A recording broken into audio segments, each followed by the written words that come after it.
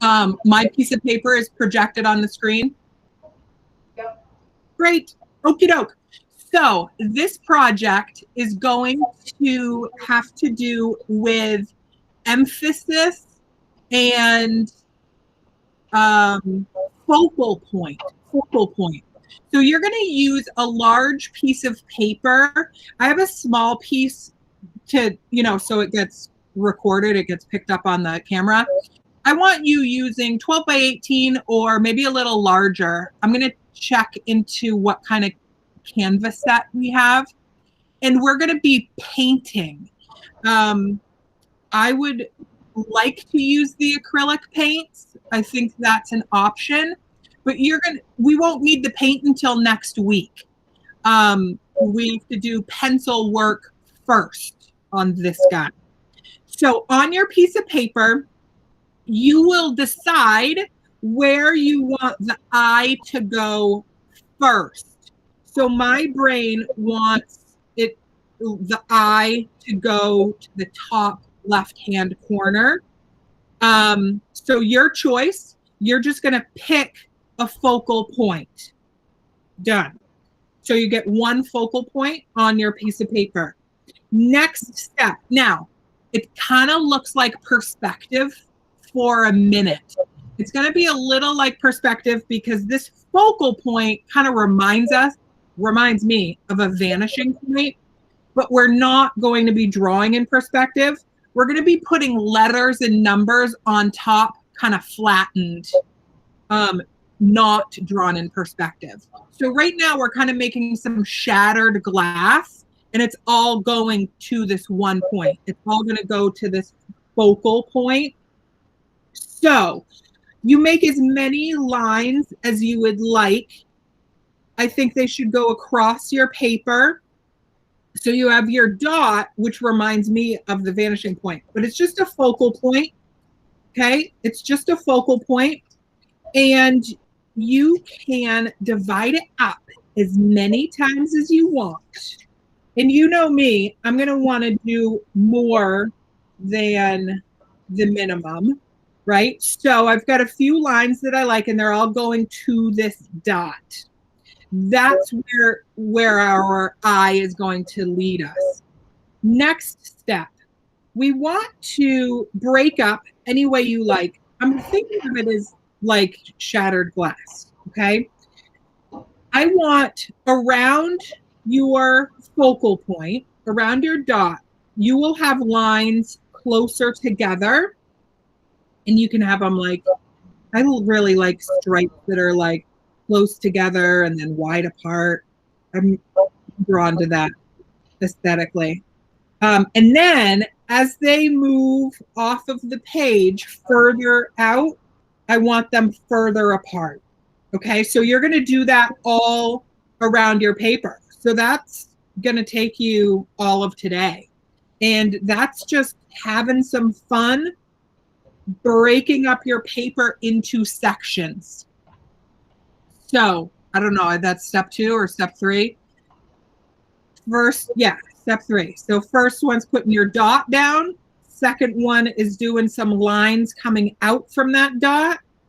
Third is dividing your paper up with, I like the look of the angles with the straight edge, okay? Then you're going to put some letters down, some letters and numbers. Some people want to do random. My brain wants a word. So I can either use my straight edge or freehand it. I'm going to write the word hope. And I'm going to have my letters larger near my focal point. My brain just wants to say vanishing point. Near my focal point, my letters are going to be larger.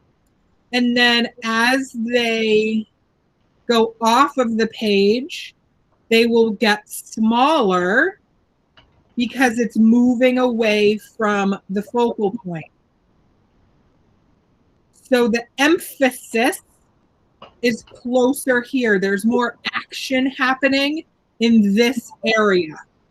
And then as it moves away, it'll be less intense.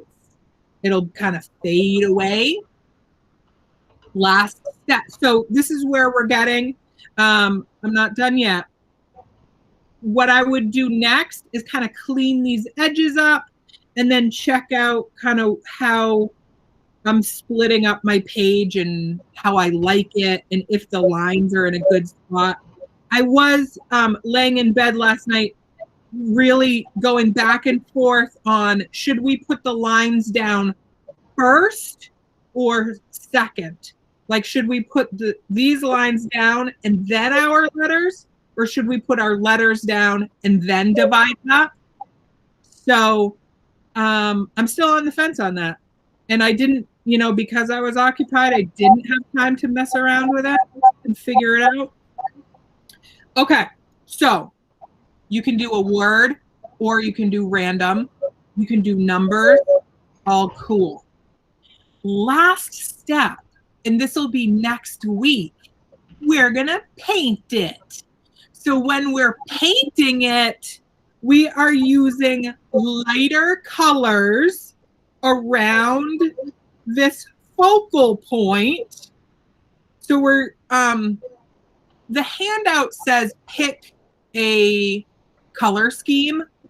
We have a zillion color schemes, like we have our 7 color schemes, but within those 7 color schemes, there are so many combinations.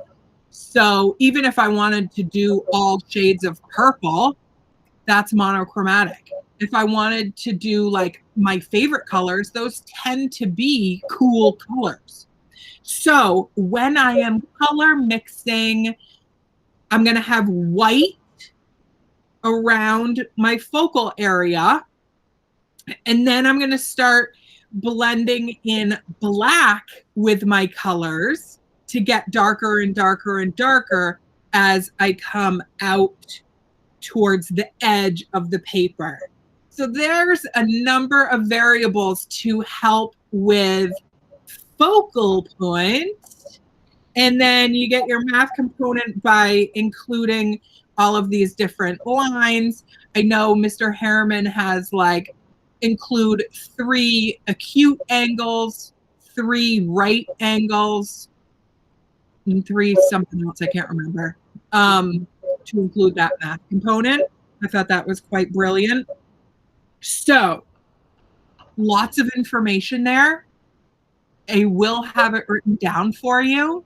What you need to do today: large piece of paper, pencil, straight edge, and pick where you want your eye to go and work from there. Do your lines coming out, divide your paper up, kind of like broken glass, and then put your letters and or numbers.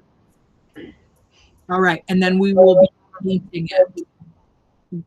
I am stopping recording.